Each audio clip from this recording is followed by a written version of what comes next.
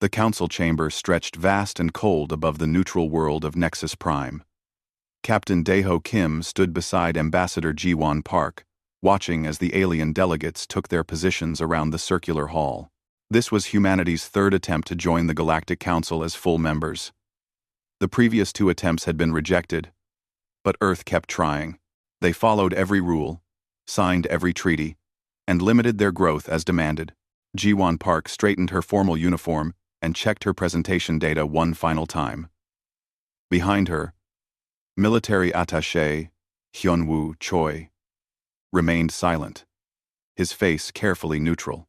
They had prepared for months, gathering evidence of humanity's contributions to galactic civilization. Medical advances, humanitarian aid, peaceful conflict resolution. Everything the Council claimed to value. The Vrexian Imperator Thalnax entered first, his reptilian scales gleaming under the station lights.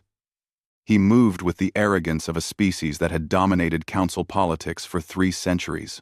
Behind him came the Keltorian High Magistrate Quellen, representing the insectoid hive minds that controlled the manufacturing sectors. The Forian Trade Prince Melvix floated in his containment sphere, the gaseous being's form shifting with what might have been amusement. Ambassador Park stepped forward when her turn came. Her voice carried clearly through the translation systems that connected the diverse species. She spoke of Earth's achievements over the past decade, the cure for the Keltorian breeding plague that saved millions, the humanitarian fleet sent to the Outer Rim conflicts, the technological assistance provided to 14 developing species, the trade agreements honored even when they cost Earth economically. She reminded the Council that humanity had accepted the Treaty of Compliance 40 years ago. Earth restricted its colonization to only 12 systems. The human military remained small and non-threatening. All AI research was shared openly with Council oversight. Humanity had been patient, cooperative, and peaceful. The presentation lasted 30 minutes. When it ended, Ambassador Park stood quietly, waiting for questions. Instead, laughter rippled through the council chamber. Imperator Thalnax rose from his seat, his massive form towering over the chamber floor. His voice boomed with contempt. The primates speak of contributions, as if scattering seeds makes one a farmer. You have existed in our galaxy for barely a century. My species had mastered interstellar travel before your ancestors learned to control fire. Magistrate Quellen's multiple voices harmonized in agreement. Humanity asks for equality when they have not earned even the respect they currently receive. Your medical advances build upon Keltorian research. Your peace negotiations succeed only because stronger species allow them to succeed.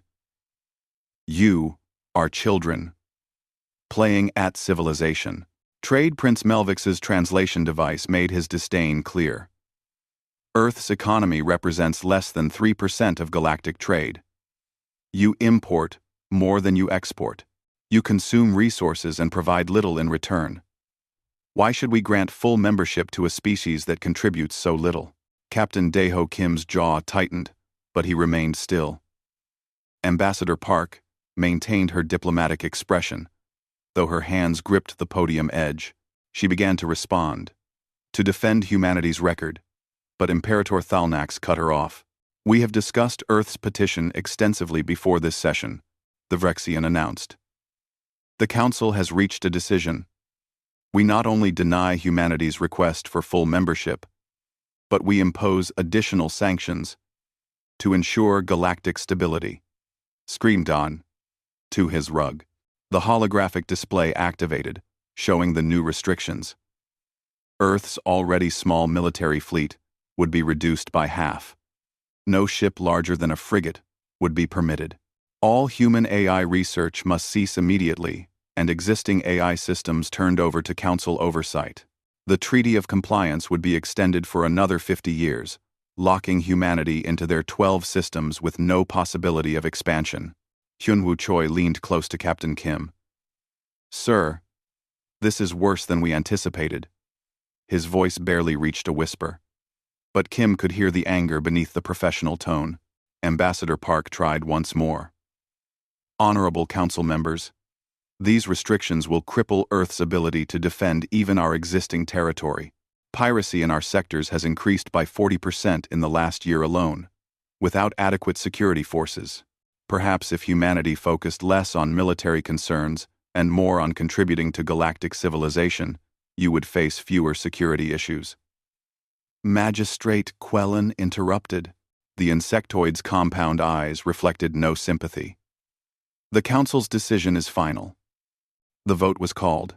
Every species representative voted to deny Earth's petition. Every single one also voted in favor of the new restrictions. The holographic tally displayed in harsh blue light above the chamber floor. 47 species. Unanimous rejection. Ambassador Park gathered her materials slowly. Captain Daeho Kim watched the alien delegates, his dark eyes moving from one species to another. The Vrexians looked satisfied. The Keltorians had already turned away, considering the matter finished. The Forians whispered among themselves about new trade opportunities now that human competition would be further restricted. As the human delegation prepared to leave, Imperator Thalnax called out one final remark. Perhaps in another century, when Earth has matured beyond its violent primitiveness, we might reconsider. Until then, be grateful we permit you to exist at all in our civilized galaxy. The walk to their shuttle felt longer than usual. Ambassador Park's shoulders remained straight, but her face had gone pale. Hyunwoo Choi's hands kept forming, fists, and releasing. Only Captain Daeho Kim seemed calm, almost peaceful. Inside the shuttle, once the doors sealed and the security systems activated, Park finally allowed her professional mask to slip. 40 years of compliance.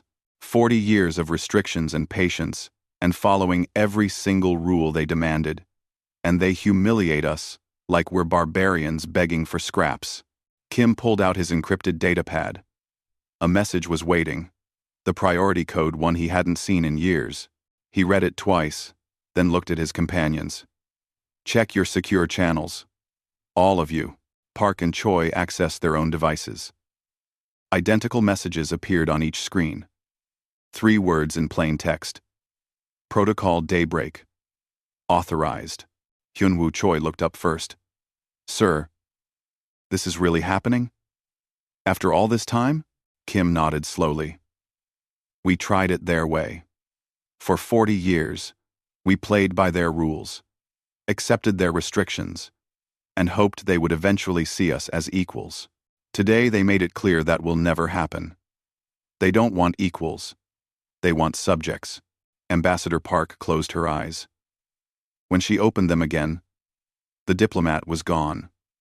Something harder had taken her place. How long until we're ready? The fleets are already in position, Kim replied. The colonies are prepared. The economic withdrawals can begin within hours. We've been ready for 5 years. Just waiting for the final authorization. The shuttle broke away from the council station and accelerated toward the jump point. Behind them, the massive structure continued its slow orbit, filled with alien delegates celebrating their unanimous decision. They had put the upstart humans in their place once again. None of them noticed the quantum burst transmission that left the human shuttle. None of them detected the response signals from hundreds of hidden locations across the galaxy. By the time the human delegation reached Earth, every human military installation, every colony, and every covert facility had received the same simple message. The message was clear. Humanity was done asking for permission. They were done accepting restrictions from species that would never see them as equals. Most importantly, they were done pretending to be weak. In the council chamber, Imperator Thalnax shared drinks with his allies, toasting another successful suppression of potential competition. In 12 hours, his entire perspective on humanity would change forever. The shuttle touched down at Earth's Global Defense Headquarters 3 hours after leaving Nexus Prime. Captain Daeho Kim, Ambassador Jiwon Park, and military attaché Hyunwoo Choi were escorted immediately to the underground command center, 7 levels below the surface. The elevator descended in silence. each of them processing what Protocol Daybreak actually meant. Admiral Somin Kang waited for them in the war room, surrounded by holographic displays that showed star charts, fleet positions, and economic data. Beside her stood Director Jinho Lee, head of Human Intelligence Network, and Dr. Myung Han, whose official title was Chief Science Advisor, but whose real work was far more classified. "Welcome back," Admiral Kang said without warmth. "I watched the council session. They exceeded even our worst predictions for arrogance." Ambassador Park moved to the central display table. "Admiral, I need to understand the full scope before we proceed. The Council believes Earth has 200 ships, 12 colony systems, and a population of 30 billion. Tell me what we actually have." Director Lee activated a new holographic projection. The display lit up with hundreds of points of light scattered across multiple star sectors. "The Council's intelligence is accurate for what we allow them to see. Our visible fleet numbers exactly 200 ships, operating in approved patrol patterns around our 12 official systems. What they don't see is this." The display expanded dramatically. New points of light appeared throughout the galaxy, thousands of them in locations far beyond where humans were supposedly allowed to exist. Our actual fleet stands at 8,243 ships. Of these, 7,000 are positioned in hidden stations throughout dark space, beyond the mapped trade routes. The remaining 1,000 operate under false registrations or in sectors the Council doesn't monitor. Hyunwoo Choi moved closer to the display, his eyes wide. "How is this possible? The Council has monitoring stations. They conduct random inspections of our facilities. They inspect the facilities we show them," Dr. Myung Han replied. She pulled up technical specifications on a side display. 40 years ago, when we signed the Treaty of Compliance, we also launched the Long Shadow Initiative. While we openly restricted our growth in Council-monitored space, we secretly expanded everywhere else. Generation ships, slowboat colony vessels traveling through uncharted routes. It took decades, but we established colonies far beyond where anyone thought to look. Admiral Kang highlighted several star clusters on the map. "We currently have 147 fully developed colony worlds and over 600 mining, research, and industrial outposts. Our actual population isn't 30 billion. It's 340 billion and growing." Ambassador Park sat down slowly.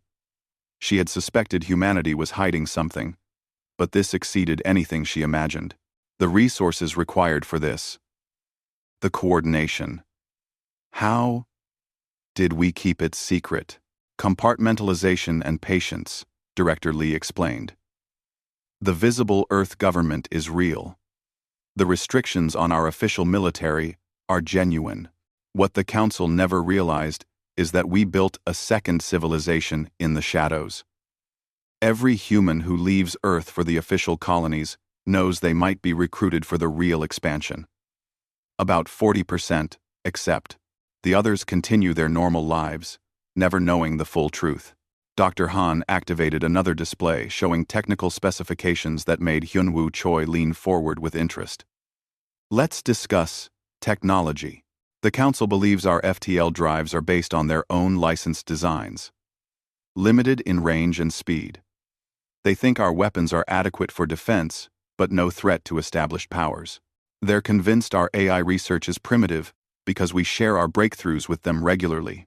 She smiled coldly. "Everything we've shared with the Council is real research. It's just 20 to 30 years behind our actual capabilities. Our true FTL systems use quantum singularity drives that can cross the galaxy in weeks instead of months. Our weapons technology includes directed energy systems that can punch through Vrexian shields like they're made of paper. And our AI. A new holographic figure appeared, humanoid in shape but clearly artificial. "This is Guardian," Dr. Han introduced. "Not an AI, in the way the Council understands the term. Guardian is a distributed intelligence network spanning all human space, able to coordinate fleet movements, economic systems, and defense grids simultaneously. Every ship, every station, Every colony is connected. We've achieved a level of integration that the Council banned precisely because they feared it. Guardian's voice was calm and pleasant. Good afternoon, Ambassador Park. I have been observing the Council session. Their decision to restrict human AI research is ironic, given that I have been operational for 18 years. Director Lee brought up economic data. The Council sees Earth as a minor economic power. They believe we import more than we export and contribute little to galactic trade. This assessment is based on the trade figures we report through official channels. Our shadow economy, the trade between our hidden colonies and non-Council species, is 40 times larger than our official GDP. We've deliberately appeared weak and dependent while building an economic foundation that rivals the entire Keltorian industrial base. Captain Kim finally spoke. Show them the military analysis. Admiral Kang changed the display to show comparative fleet strengths.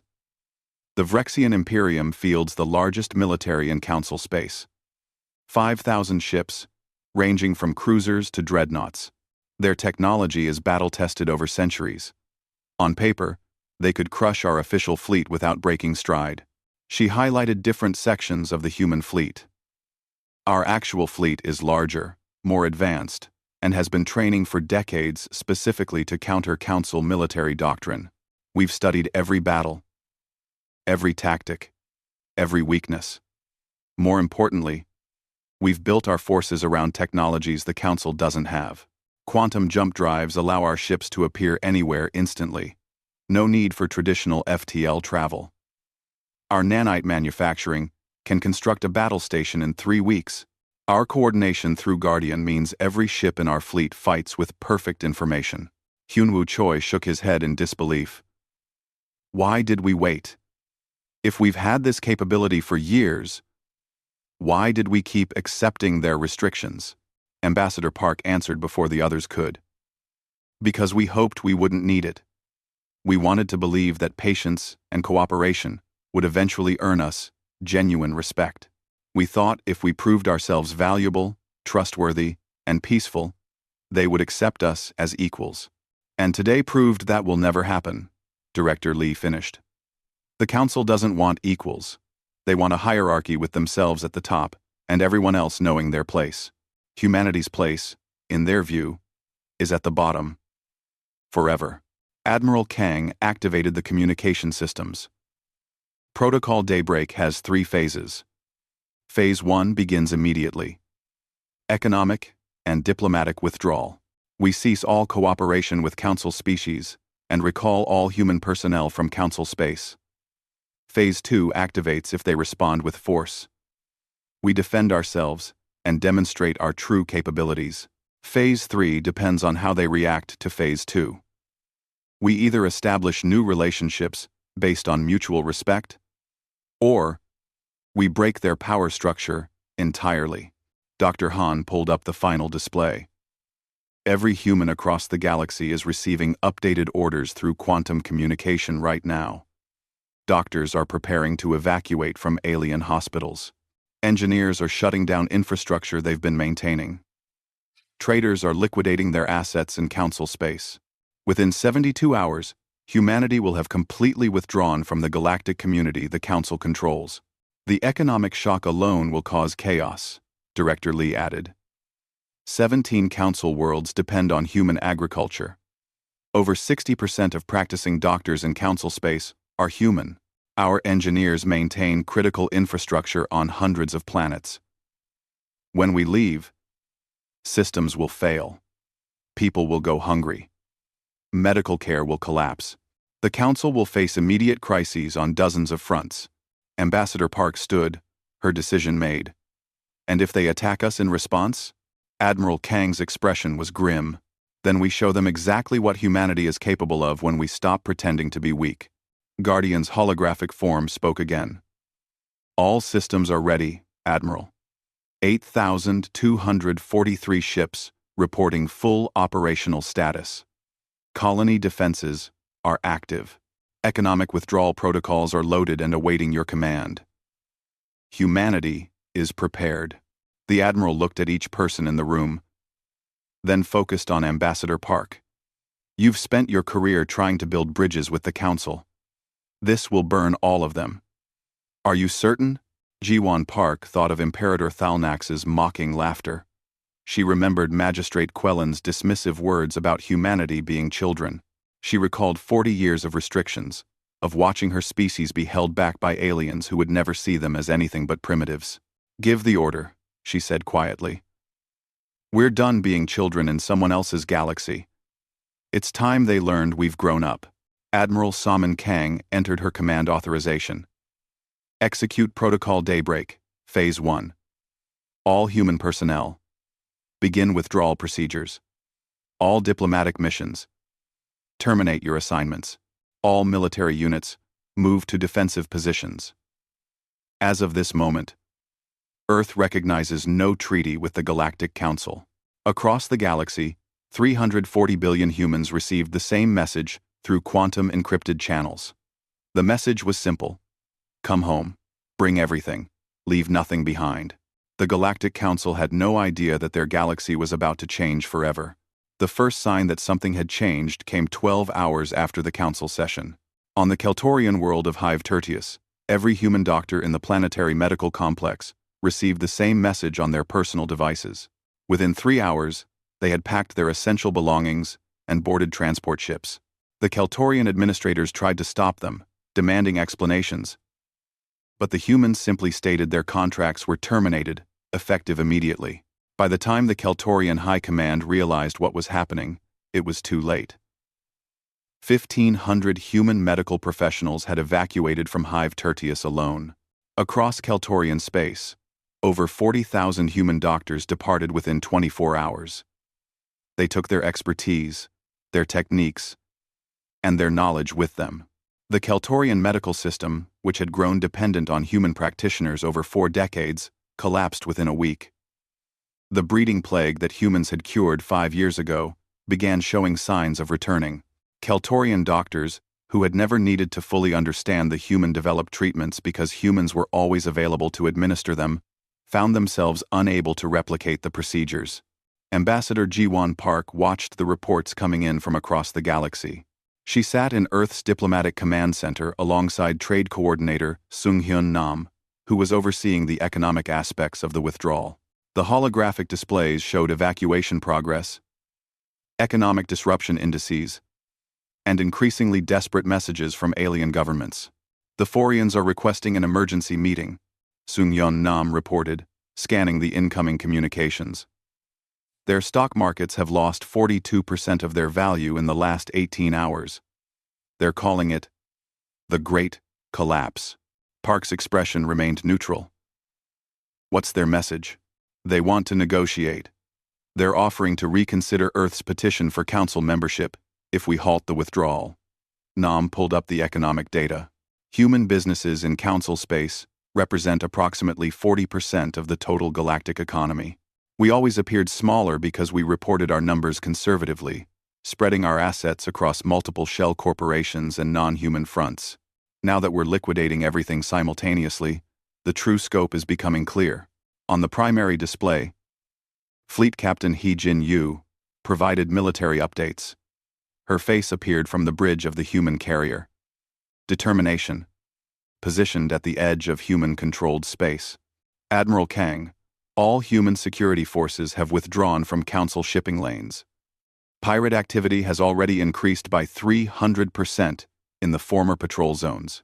Multiple Council species are reporting attacks on commercial vessels. Park leaned forward. Captain Yu, are any human ships being targeted? Negative, Ambassador. Our vessels are escorted by the fleet elements that were previously hidden. Pirates are avoiding us completely. It seems word has spread that human ships are now accompanied by warships far more advanced than anything the Council deploys. Counselor Bora Song entered the command center carrying a data tablet filled with reports from human settlements in Council space. She looked exhausted but determined.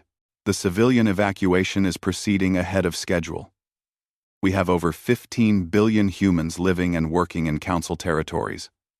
Current projections show we can extract them all within 60 days. What about the infrastructure they're leaving behind? Park asked. Song pulled up images on the main display. Power plants on Vrexian colony worlds. Their human engineering staffs departed. Water purification systems on Forian trade stations, now running on automated protocols that would fail within weeks. Agricultural facilities on 17 different planets. Abandoned with crops, still in the fields. Transportation networks, communication relays, manufacturing facilities. All of them built or maintained by human expertise. We've locked down all the systems we installed or upgraded, Song explained. Access codes changed, technical documentation removed, training materials deleted. The aliens can try to run these facilities themselves, but without our people to maintain them, they'll start failing within days. Sung-Hyun Nam highlighted several economic indicators.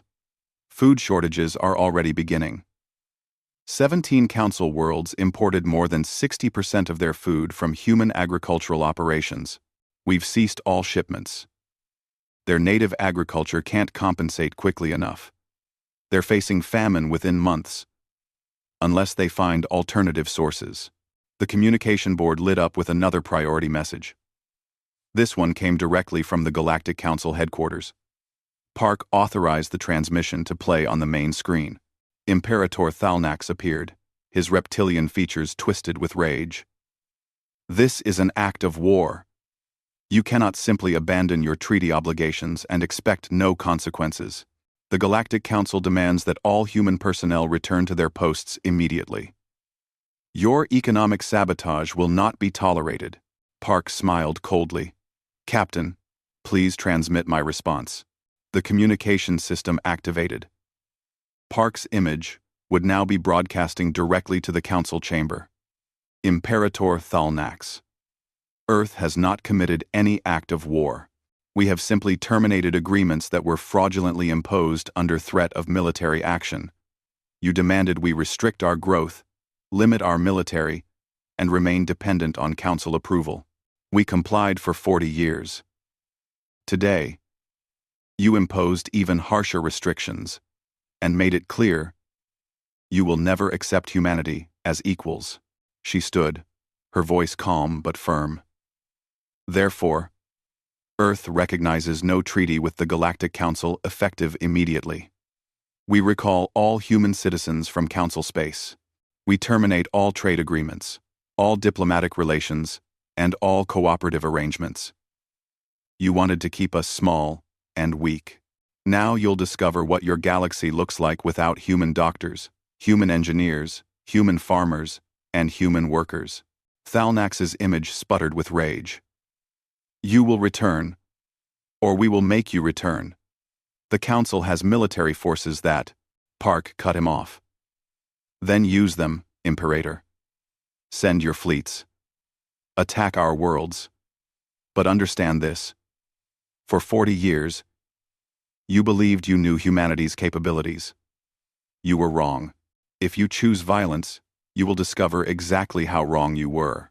She terminated the transmission before he could respond.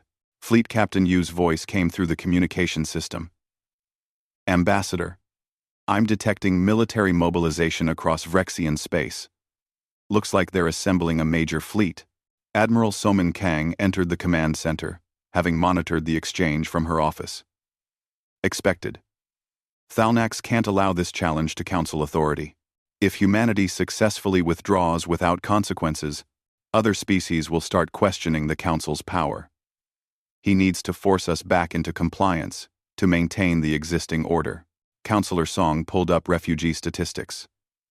We have 3 major evacuation corridors established. The first convoy of colony ships departed this morning, carrying 2 million people from Forian trade stations. Another 5 million are scheduled to depart from Keltorian space within 48 hours. So far, the aliens are letting them go without interference. They're too disorganized to stop us yet, Sung-Hyun Nam observed. Their bureaucracies are scrambling just to assess the damage. By the time they coordinate a response, most of our people will be out. Park reviewed the economic projections. What's the impact on Earth itself? We're abandoning significant investments in council space. And Nam shook his head. We're not abandoning them. We're liquidating them. Every human business in council space is selling its assets at fire sale prices, converting everything to portable wealth. Yes, we're taking losses, but we're also flooding the market with property and infrastructure at prices the aliens can't resist buying. They think they're taking advantage of our panic. What they don't realize is we're deliberately crashing their markets while extracting maximum capital. Admiral Kang studied the military displays. The Vrexian mobilization is serious. I'm tracking approximately 3,000 ships gathering at their primary naval base. That's the largest fleet they've assembled in 50 years. Let them come, Park said quietly. We tried peace. We tried cooperation. We tried patience. They responded with contempt. Now they'll learn what happens when they mistake patience for weakness. On the holographic display, the evacuation continued. Human cargo ships, transport vessels, and colony craft moved in steady streams out of council space. They carried people, equipment, technology, and accumulated wealth from 40 years of pretending to be minor players in a galaxy that would never accept them. The Keltorians sent increasingly desperate messages as their medical system collapsed. The Forians begged for just 3 more months of human economic participation to prevent total financial meltdown. 17 minor species that depended on human agriculture asked for emergency food supplies. Park authorized a single response to all of them. The Galactic Council chose to restrict humanity's growth and deny us equality. These are the consequences of that choice. We are willing to negotiate new agreements based on mutual respect between sovereign equals. We will not return to the treaty framework designed to keep us subordinate. As the withdrawal entered its second week, the true scale of humanity's integration into galactic civilization became impossible to ignore. The aliens had thought of humans as minor contributors, barely relevant to the greater galactic community. Now they discovered that humans were everywhere, doing everything, holding up infrastructure that the superior species had forgotten how to maintain themselves. Trade Coordinator Nam pulled up a final summary. Total economic impact of the withdrawal. An estimated 40% reduction in galactic GDP. 17 worlds facing food security crises. Complete collapse of 6 regional banking systems, and critical infrastructure failures on over 60 planets. The Council wanted to keep us small. They're about to learn that small players don't cause this much damage when they leave. Fleet Captain Yu's voice interrupted. Admiral, the Vrexian fleet is moving. 3,000 ships just went FTL. Based on their trajectory, they're headed for our border systems. Estimated arrival: 96 hours. Admiral Kang's expression didn't change. Then we have 4 days to complete the civilian evacuation and position our forces.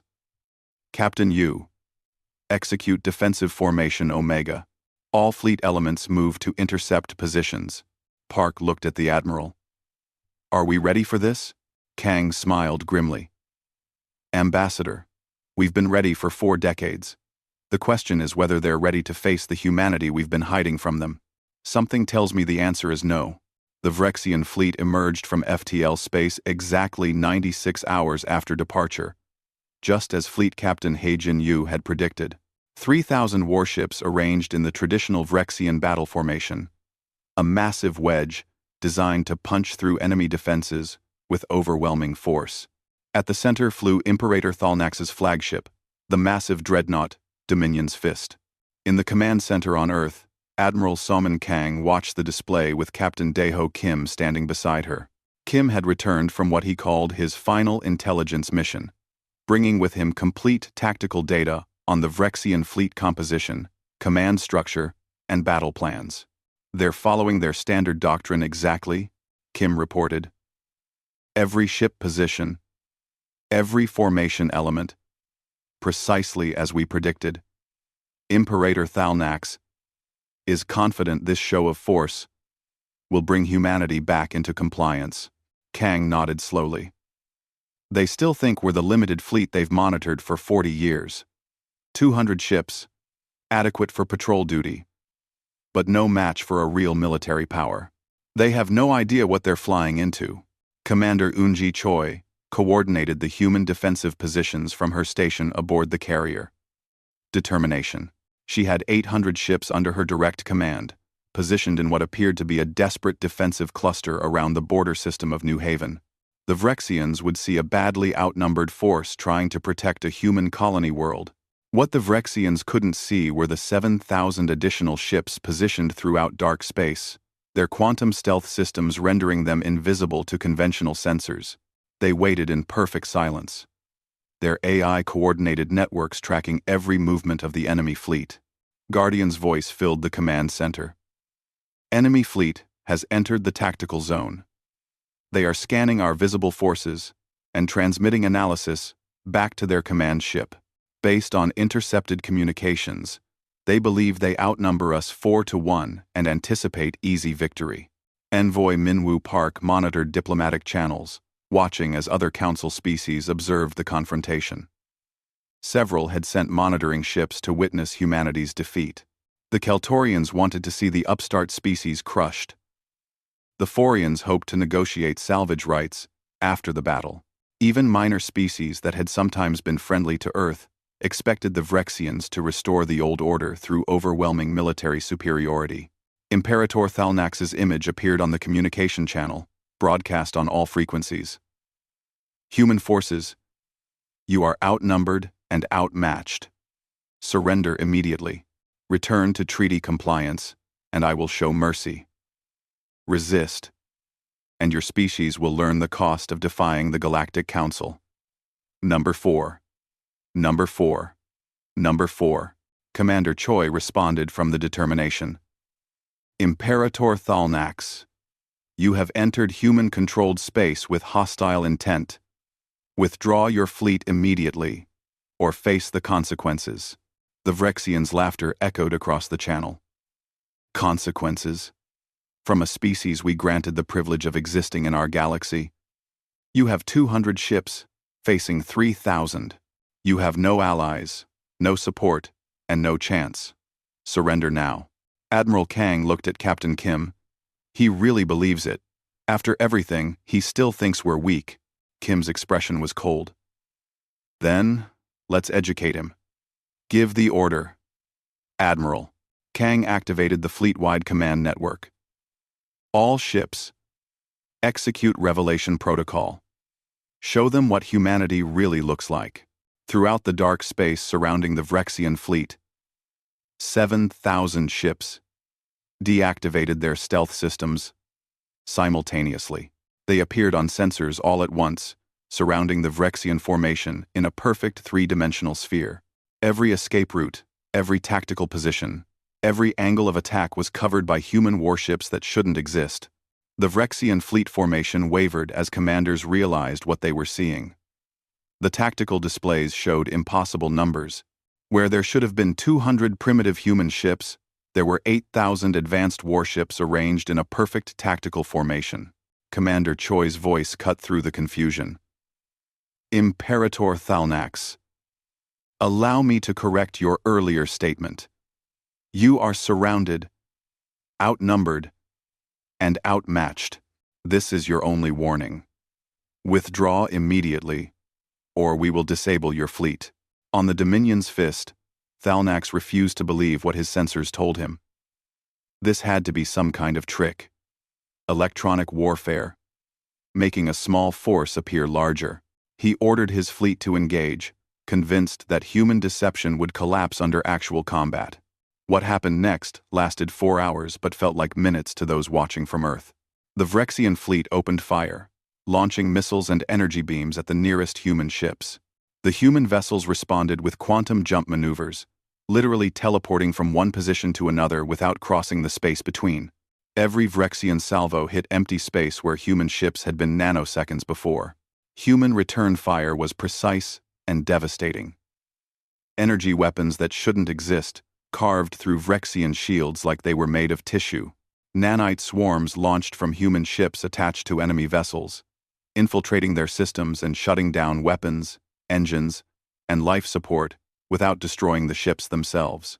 Admiral Kang had given explicit orders. Disable. don't destroy. She wanted Vrexian crews to survive this battle, so they could tell their leaders what happened. Guardian coordinated the entire battle through quantum-entangled networks. Every human ship moved with perfect timing, attacking in coordinated waves that the Vrexians couldn't predict or counter. When the enemy tried to concentrate fire on single targets, those targets simply quantum jumped away, while other human ships attacked from different angles. Commander Choi led her carrier group in a devastating flanking maneuver. The Determination launched 200 fighter craft, each equipped with AI-assisted targeting systems. The fighters swarmed through the Vrexian formation, their weapons fire precise enough to disable ship systems without breaching hulls or killing crews. Imperator Thalnax watched his flagship's tactical display with growing horror. Within the first hour, 500 of his ships were disabled, drifting helplessly with their crews alive but their vessels completely non-functional. Within 2 hours, that number reached 1,500. By the third hour, it was 2,500. Captain Kim monitored the Vrexian command communications. They're trying to retreat, but Guardian has them boxed in. Every jump point is covered by human ships. Every escape vector is blocked. The battle continued with mechanical efficiency.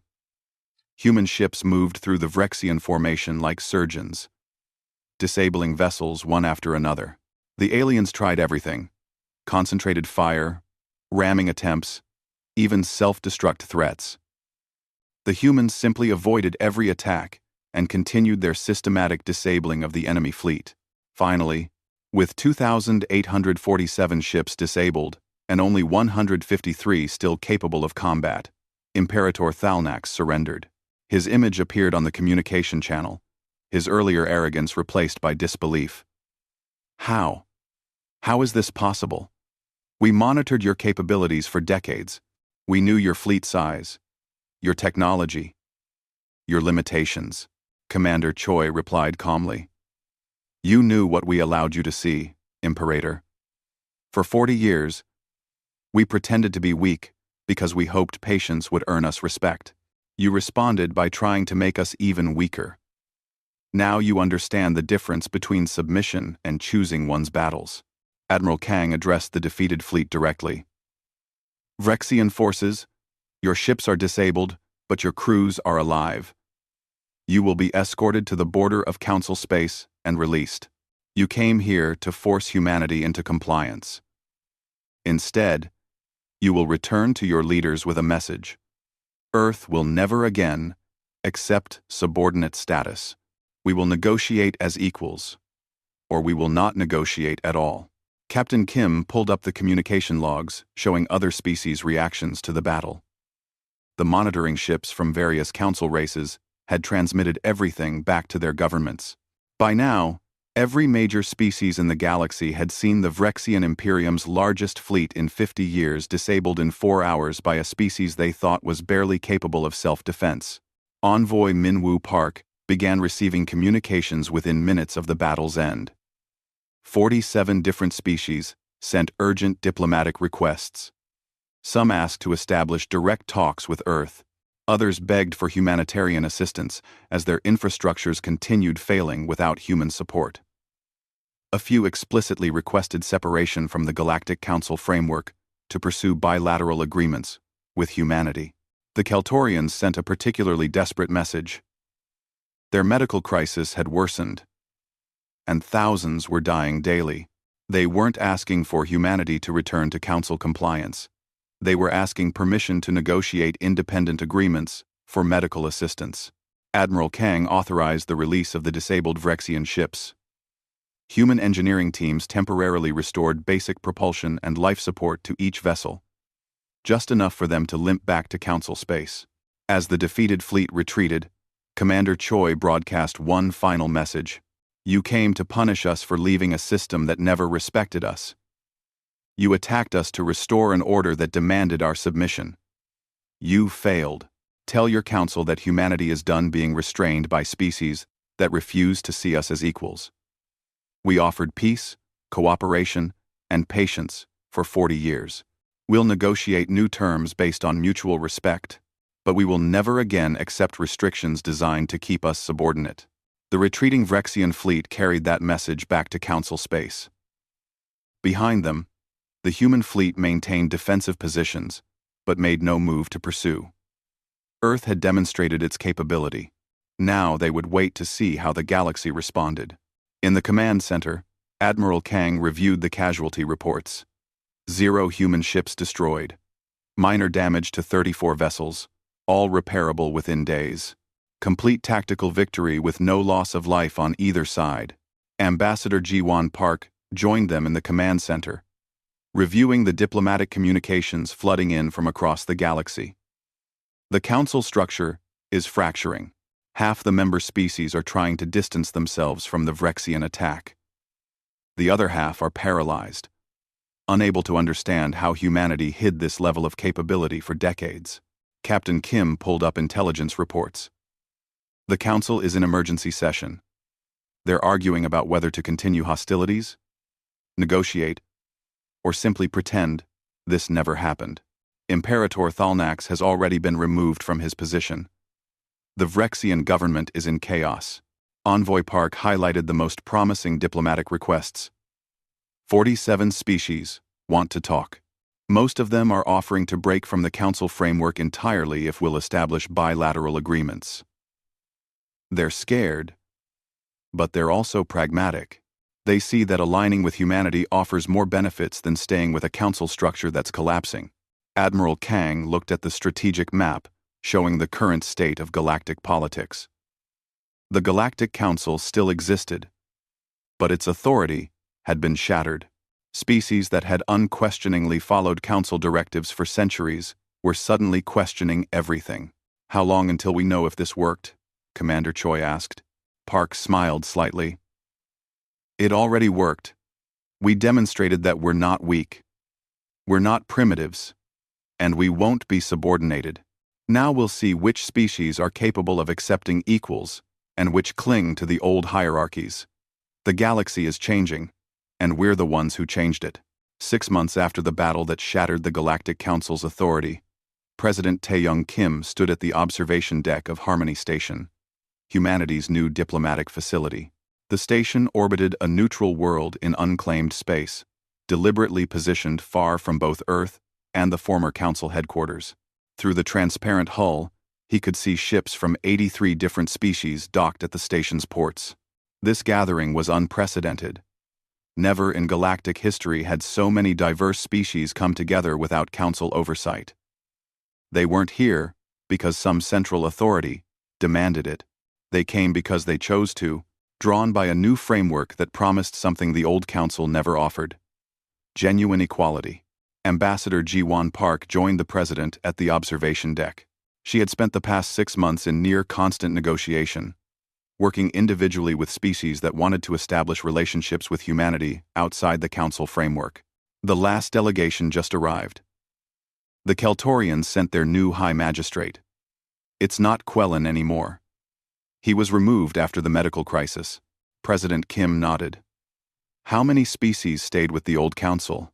7. Park replied.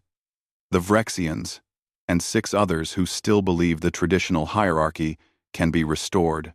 They meet in the old council chamber, but they control less than 15% of the galactic economy now. Everyone else either joined the Harmony Accords or established independent bilateral agreements. The Harmony Accords represented humanity's vision for galactic relations.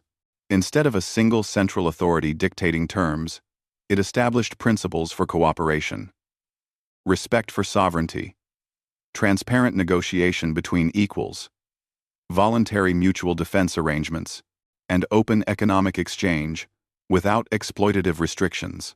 Dr. Myung-han walked over carrying a data tablet. President Kim, the technology sharing initiatives are exceeding projections. We've established joint research facilities with 42 species.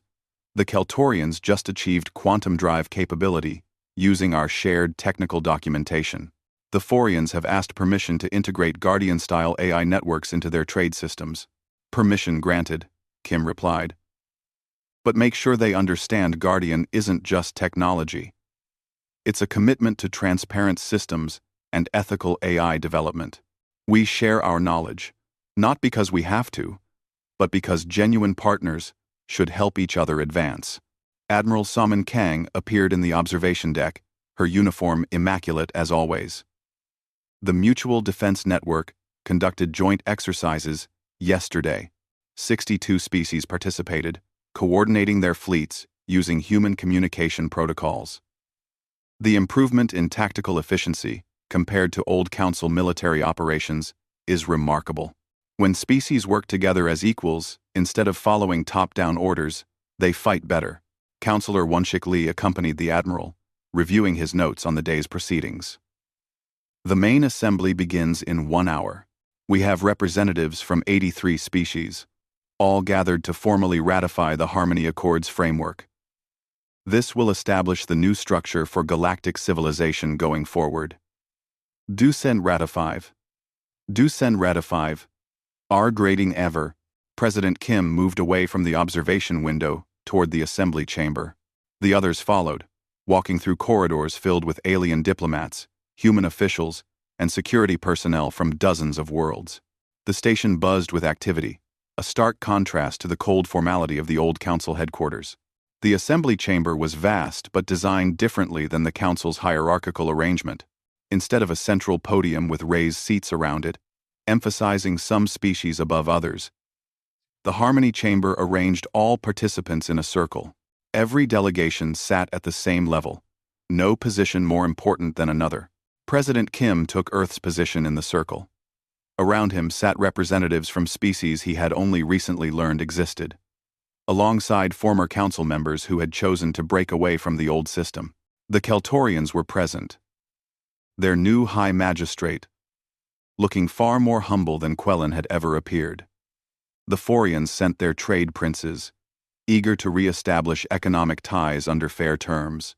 Dozens of minor species, previously ignored by the council, now had equal voices in this new forum. The president rose to address the assembly. 6 months ago, humanity withdrew from a system that refused to see us as equals. We did not do this out of anger, though anger would have been justified.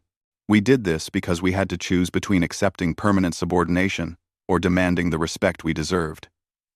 Many of you faced similar choices when you decided to join us here today. He gestured around the chamber. The Galactic Council believed civilization required hierarchy. They thought peace required some species to rule and others to obey. For thousands of years, that system functioned because those at the bottom had no alternative. But that galaxy is gone. What we build here today is different. Ambassador Park activated the holographic display in the chamber's center. The Harmony Accords establish a new framework based on 3 principles. First, sovereignty. Every species controls its own territory, its own development, and its own choices. No central authority dictates your internal affairs. Second, equality. Negotiations occur between equals, regardless of military strength or economic power. A species of 10 billion has the same right to respect as a species of 10 trillion. Third, voluntary cooperation. You join our defense networks, our trade agreements, and our research initiatives because you choose to, not because you're compelled.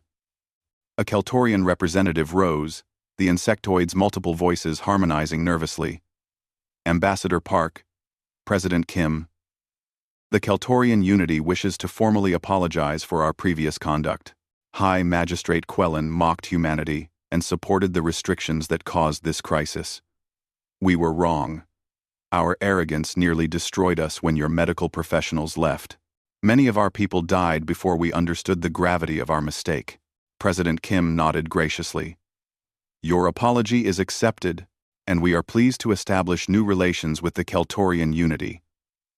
Our medical personnel are already returning under our bilateral agreement, but understand that this time, they come as partners, not as subordinates you took for granted. A small, previously unnoticed species called the Rithian Coalition spoke next. For 300 years, Our people petitioned the old council for membership. We were denied because we lacked military strength. We contributed nothing to their power structure, so they ignored us. Here, you offer us equal status without demanding we prove our worth through force. Why? Dr. Han answered before the president could. Because worth isn't measured by weapons or territory. Your species excels at biological sciences. You've developed medical techniques we're eager to learn from. Every species brings unique strengths. The old council saw diversity as a problem to be managed. We see it as an advantage to be celebrated. Admiral Kang addressed the military aspects. The Mutual Defense Network operates on voluntary participation. If your territory is threatened, the network responds. But no species is required to join conflicts that don't concern them. We coordinate defense, not because humanity commands it, but because all of us benefit from collective security. 62 species already participate. We hope more will join. Trade Coordinator Sung Hyun Nam explained the economic structure. Under the old council, trade agreements favored powerful species. Smaller economies were forced to accept unfavorable terms or face isolation. The Harmony Economic Framework establishes fair trade principles. No species may use economic leverage to force political compliance.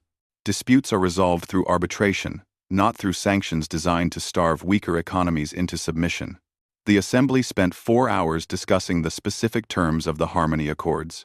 Unlike the old council, where decisions were made by vote with powerful species controlling outcomes, this assembly operated by consensus. Every species had to agree, or the proposal was modified until agreement was reached. As the discussion continued, Councillor Wonshik Lee noticed a young Vrexian in the observer gallery. Unlike the old imperial representatives, this one wore the simple uniform of a junior diplomat, not the elaborate regalia of the traditional hierarchy. During a recess, Lee approached him. "You're brave to come here," Lee said quietly. "Your government hasn't joined the accords." Par. Lee, the young Vrexian, whose name was Renth, inclined his head respectfully. "My government clings to the past. But many of us, especially younger generations, see the truth. The old way failed. Imperator Thalnax's arrogance led to our fleet's humiliation. The council structure my people dominated for centuries collapsed because it was built on suppressing others rather than cooperating with them. Will your people eventually join us?" Lee asked. Renth looked uncertain. "Perhaps. It requires admitting we were wrong. That our superiority was illusion. That the primitive humans we mocked are actually more advanced than we ever knew. That's difficult for a proud species to accept.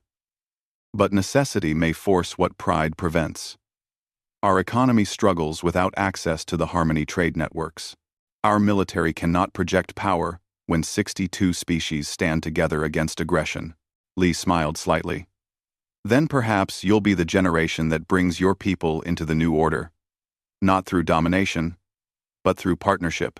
The assembly reconvened, and after several more hours of discussion, the vote was called. One by one, each species formally ratified the Harmony Accords. The Keltorians voted yes. The Forians voted yes. 68 smaller species, many of whom had never had real voices in galactic affairs, voted yes. President Kim watched as the final tally appeared. 83 species. Unanimous approval. "The Harmony Accords are now in effect," he announced. "We have established a new framework for galactic civilization.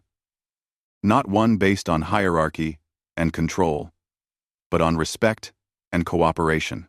The old council governed through fear of being excluded. We govern through the desire to be included. That is the fundamental difference." Ambassador Park began scheduling the bilateral negotiations that would consume the next several months. Each species would establish individual agreements with others, creating a web of relationships rather than a monolithic structure. It was more complex, but it was also more resilient. The collapse of one relationship wouldn't shatter the entire system. Dr. Han activated the technology sharing initiatives, opening human research to partner species while establishing joint projects to tackle challenges no single species could solve alone. Within weeks, Breakthroughs began emerging from these collaborative efforts. Admiral Kang coordinated the Mutual Defense Network's first official operation, eliminating pirate bases that had flourished during the Council's collapse. 62 species fleets worked together with unprecedented efficiency, demonstrating that cooperation between equals was more effective than orders from above. 3 months after the assembly, a surprising message arrived at Harmony Station. The Vrexian government requested preliminary discussions about potentially joining the Accords. They weren't ready to apply yet, but they wanted to understand the terms. President Kim assigned Counselor Won-Shik Lee to handle the initial talks. "Be fair with them," he instructed. "They were our enemies, but we're building a system where former enemies can become partners. That's the point."